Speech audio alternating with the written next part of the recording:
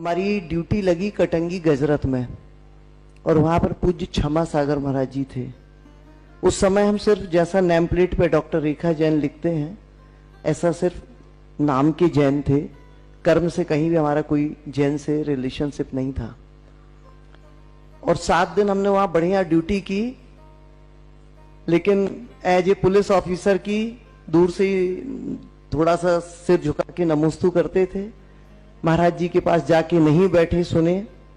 8वें दिन जब फेरी हो गई गजरत की और टेंट तंबू निकलने लगा और पुलिस को, जो बाहर से पुलिस आई थी जबलपुर से, उसका रवानगी होना थी, तब पूज्य क्षमा सागर महाराज जी ने कटंगी में जो ब्रह्मचारिणी बहनें थी उसमें एक अतिशयमती माता जी अब भी समाधिस्थ हो गई हैं, उनको बुला के पूछा कि ये तो जैन है ना?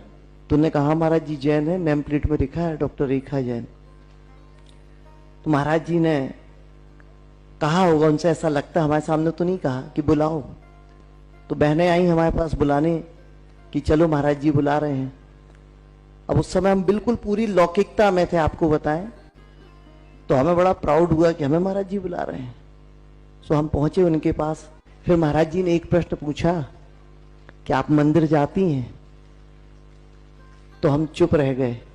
महाराज जी का नहीं, मतलब नौकरी इसलिए। हमने कहा महाराज जी जैसा होता ना अपन 1008 बहाने रखते हैं, तो हमने भी वही उनको बताना शुरू किया। जाते थे कभी कभार। आपको बताएं पूरी चर्चा में शॉर्ट में उन्होंने ये कहा कि अच्छा एक काम करिए ना, आप 8 दिन मंदिर जाने का नियम ले लीजिए। हमने कहा महाराज जी वर्दी लगाते हैं, बेल्ट में चमड़े का होता है, जूता चमड़े का होता है, फिर उतारना पड़ेगा, और सुबह 8 बजे से ड्यूटी रहती है। उस समय प्रोफेशनल पीरियड था। महाराज जी ने कहा एक काम करना, श्याम टाकीज के पास बोर्डिंग का मंदिर है। बोले आपकी पोस्टिंग कहाँ है? हमने कहा लाडगंज थाने में है।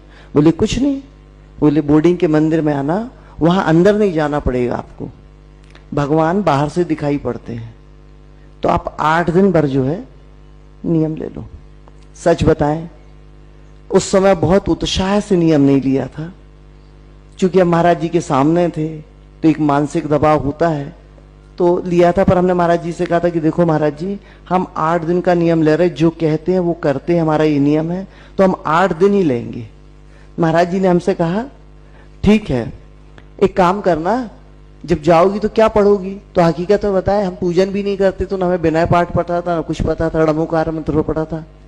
महाराज जी ने कहा आप एक काम भर करना, भगवान को बहुत ध्यान से देखना और 9 बार णमोकार मंत्र पढ़ना और चले आना। हमने कहा महाराज जी चावल भी नहीं ले जा पाएंगे, जेब में रखेंगे वो पुड़िया, ऐसा मतलब बहुत जितनी बातें कर सकते सब कुछ किया। वहां से हमने नियम लिया, पर हमारा एक नियम था, आज भी है, जो कहते हैं वो करते हैं लगभग।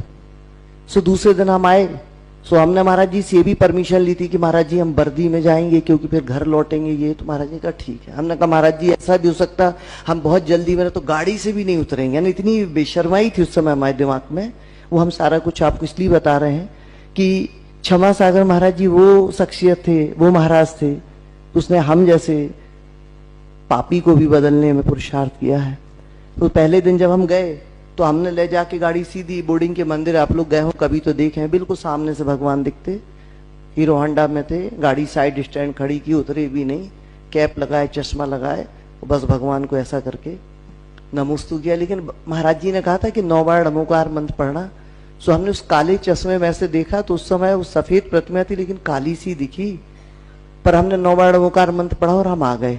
और थाने में जब काम करने लगे तो हमें उस प्रतिमा की झलक उस काम करते समय, रोजनामचा लिखते समय याद आई। तो हमने सोचा कि यार प्रतिमा दिख रही है, हमने कल एक काम करेंगे, कल चश्मा उतारेंगे। और आपको बताया दूसरे दिन गए तो चश्मा उतारा तो नहीं, ऊपर किया, कैप को रख लिया और दर्शन किया तो देखा कि जो प्रतिमा कल काली सी दिख रही थी वो तो बहुत भव्य सफेद थी।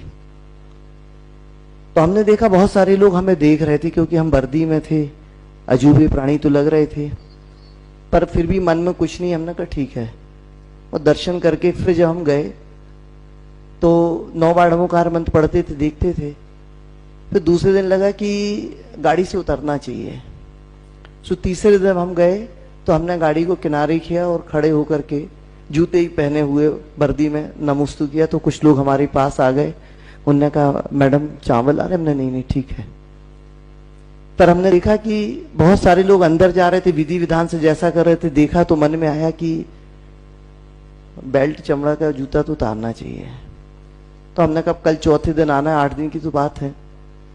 चौथे दिन गए तो हमने जूता और बेल्ट उतारा, मोजे पहने रहे और मोजे पहन के हमने दर्शन किया। तो जो लोगों ने कल देखा था वो दौड़ के फिर आए, तो कुछ लोग चावल लिए, तो कुछ श्रीफल लिए थे, तो उन्होंने कहा कि चढ़ा दें। अरे हमने कहा भी हम साफ नहीं है, शुद्ध नहीं है।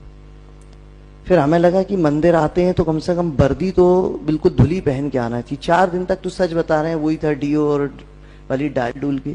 फिर 5वें दिन मन में आया कि वर्दी को शुद्ध, तो हमने मम्मी से कहा मम्मी कल हमें धुली वर्दी दे देना। तो धुली प्रेस करी वर्दी थी, वो पहन के आए। तो हमने फिर उस दिन 5वें दिन घर से कैप, बेल्ट और मोजे 3 चीज डिक्की में डाल दी थी, जूता भर पहन के आए थे, क्योंकि जूता भर उतारेंगे। वो जूते उतारे, फिर पैर धोए, तो दहरी पे जाकर के खड़े हुए। तो बहुत सारे लोग आ गए, उन्होंने श्रीफल दिया, तो हमने उसको दूर से चढ़ाया। कल तक ऐसे खड़े थे, ये 5वें दिन फिर हमने थोड़ा झुक करके कमर पे जोर डाल के थोड़ा सा झुके और आए। पता नहीं उस दिन कैसा लगा कि अंदर जाके दर्शन करना चाहिए। और 6वें दिन फिर हम गए, तो हमने घर से एक चावल की पुड़िया रखी और जेब में रख के और गए। और फिर मुझे उतार के पैर धो के जब गए तो अंदर का जो गर्भगृह होता है कहना चाहिए, उसकी बाउंड्री तक पहुंचे और हमने वहां पुड़िया चढ़ाई चावल की। और फिर भी हमने गवासन में या पद्मासन में नमोस्तु नहीं किया, आधी कमर झुका के नमोस्तु किया। 6वां दिन हो गया था। फिर हमें लगा कल 2 दिन बचे हैं, कल एक काम करते हैं, कल अपन तबीयत से नमोस्तु कर ही लेते हैं। और 7वें दिन आपको बताएं, घर से हमने एक श्रीफल लिया और वहां गए, बिल्कुल बिंदास स्थिति में अपने तरीके से श्रीफल चढ़ाया, नमोस्तु किया, 9 बार बैठ के नमोकार मंत्र पढ़ा। पता नहीं क्या हुआ हृदय में।